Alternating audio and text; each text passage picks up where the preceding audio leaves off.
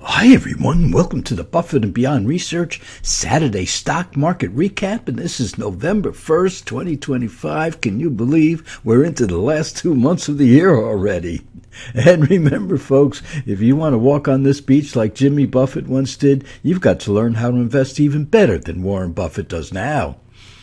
And, well, let's see what happens this week. The market, the big names came out with earnings that mostly topped expectations. And it seems as though those AI chips and program orders are exceeding the capacity to fill them. Oh, that's nice. And interest rates came down this week, thanks to the Fed, but the December reduction is in question right now. And our weekly stock analysis video, well, let's look at Google. And Google's surprised with this year's earnings having been raised twice in the past 3 months. And they continue to increase earnings, which in turn continues to keep this stock in our growth portfolio. And our ETF video, the industrial ETF is slightly beating the S&P 500 because, you know, folks, we like to take the ETFs that are outperforming the S&P 500 and then take the best stocks from those ETFs. So not all the ETFs do we take the top stocks from, but relative to the industrial ETF are the top stocks in this ETF also stocks in our other ETF portfolios, because a lot of stocks are in more than one ETF sector. Because a lot of those semiconductor stock companies are also in the tech companies or the tech ETFs. So we have a lot of that crossover going on.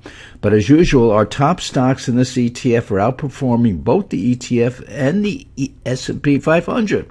And this letter will be out tomorrow because of time constraints right now. So let's get this taken care of and out, and then we'll concentrate on that letter, which will be out tomorrow morning. All right, the S&P is up only 0.7% this week, and as we look at the Bollinger Bands, which are volatility bands, we can see that this market went up through the top of that band right there and came down, and when we see that, we expect another thrust up to that top band.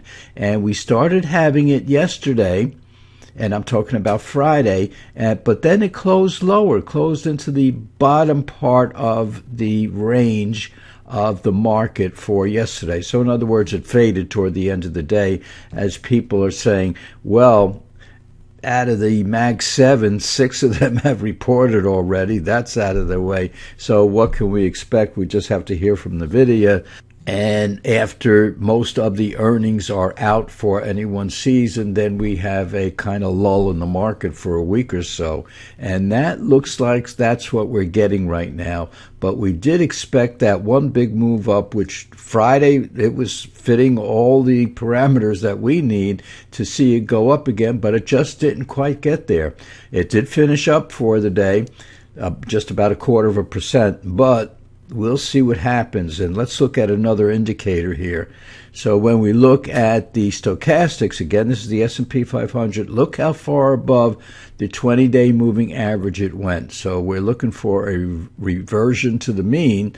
We did expect another rise to the top here, but now we're looking at the reversion to the mean. So we'll be in this range, I think, this coming week. And we can see the stochastics definitely have turned over. So we may be at a slight top here for a while. And when we come down here, this intermediate term indicator starting to turn down a little bit. We get a couple of days of downward movement. We might have a crossover, which is a slight sell signal. And let's look at the QQQs. They were up 1.94% this week. Very nice.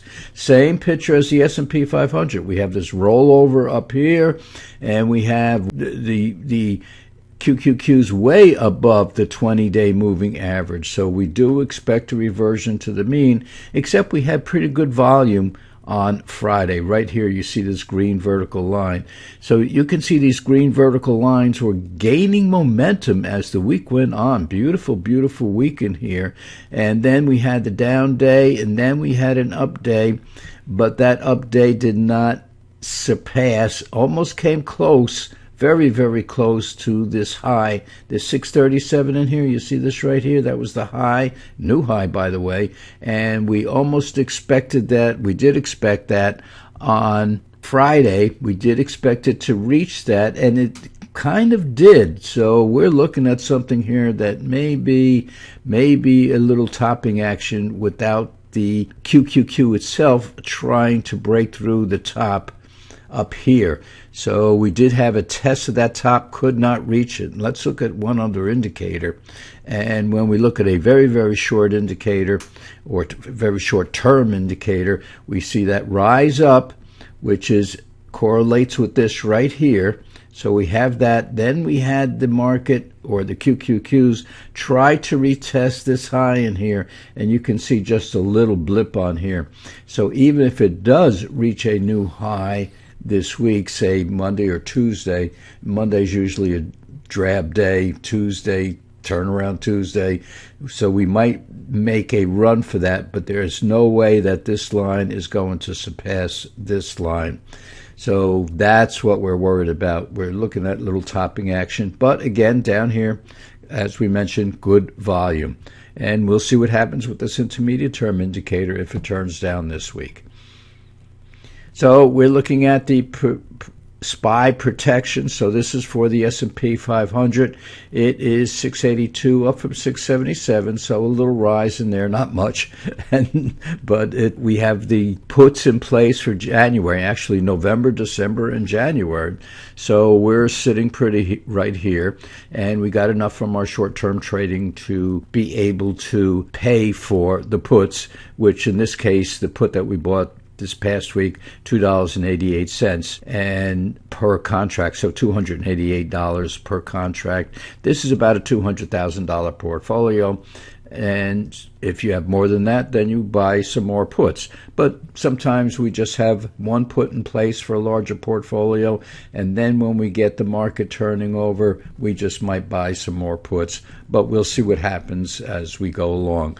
But those of you who want to stay protected, or at least have some protection, even though we're in a bull market here, interest rates are coming down, new investment is coming into this country from overseas, we're getting money from tariff money, and we're evening the trade situation all over the world. In other words, if South Korea says put 100% tariff on our cars going into that country, and they expect no tariff on their cars coming into the USA, so that's a different story. We're trying to level that playing field, and that's what's going on out there. So in other words, we have a lot of good things coming up, and the Fed is worried about the job market, which has been slowing down a bit, and that's why they're very, very cautious, because they have to worry about inflation on one hand, and they have to worry about a slowing job market on the other hand. And boy, you can't do both in there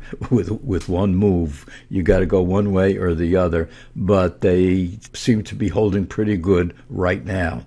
And then when we look at the QQQs for protection, again, we have the same dates, expiration dates for the QQQs, and the QQQ 629 up from 617, up more than the S&P 500 in percentage terms, and so everything looks pretty good, except we think we're rolling over a little bit here, and then we'll see how far that goes. So folks, we had another good week. Take some of that money off the table, take your family to lunch, and go out and enjoy yourself. Have Sunday dinner together. That would be nice. Most of all, you all stay safe out there, and we'll be right back here in a couple of days.